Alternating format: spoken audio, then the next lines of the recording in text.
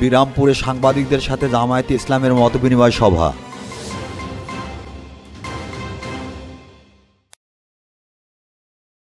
আসসালামু আলাইকুম। এমকে টেলিভিশনের নিয়মিত সংবাদে আপনাদের স্বাগত জানাচ্ছি আমি আশুরা খাতুন নদী। শুরুতেই শুনলেন সংবাদ শিরোনাম, এখন ডেস্ক থেকে বিস্তারিত।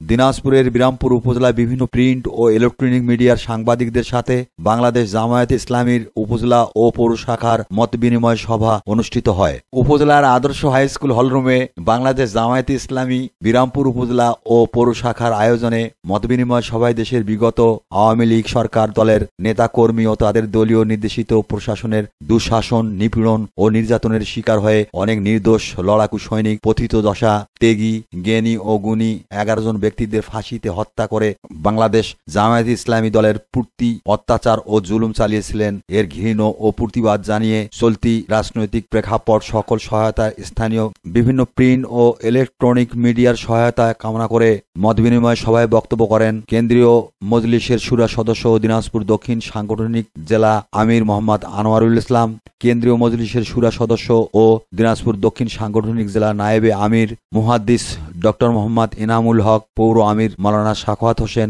পৌর সাধারণ সম্পাদক মাওলানা মামুনুর রশিদ সহ আরও অনেকে। এ সময় বিরামপুর প্রেস ক্লাবের সকল সাংবাদিকদের বস্তুনিষ্ঠ সংবাদ পরিবেশনে, স্বাধীনতা ও মান উন্নয়নে বিষয়ে এক প্রশ্নের উত্তরে অনুষ্ঠানের প্রধান অতিথি কেন্দ্রীয় মজলিসের শুরা সদস্য ও দিনাজপুর দক্ষিণ সাংগঠনিক জেলা আমির মোহাম্মদ আনোয়ারুল ইসলাম সাংবাদিকদের দুর্নীতির বিরুদ্ধে লিখে সাহসিকতার পরিচয় দানের আহ্বান জানান। সেই সাথে তিনি আসন্ন শারদীয় দুর্গা উৎসবে সনাতন ধর্মীয় ভাব গাম্ভীর্য রক্ষায় সুষ্ঠুভাবে পালনের সহায়তা করার আহ্বান জানান। আমাদের প্রতি বাবা মার আশা ভরসা ছিল, সব জলাঞ্জলি দিয়ে সেদিন বুক পেতে শহীদ হয়েছি।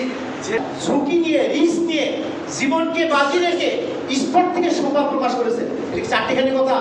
ইলেকট্রনিক মিডিয়া ও প্রিন্ট মিডিয়ার সাংবাদিক ভাইদের মতবিনিময় সভায় উপস্থিত আছেন কেন্দ্রীয় মজলিস সুরার অন্যতম সদস্য। তারা পাহাড়ের ব্যবস্থা করছেন।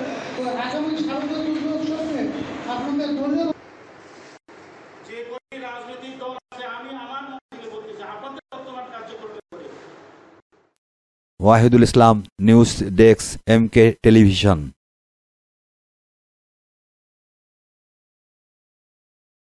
শেষ করছি এমকে টেলিভিশনের নিয়মিত সংবাদ। এতক্ষণ সাথে থাকার জন্য সবাইকে অসংখ্য ধন্যবাদ।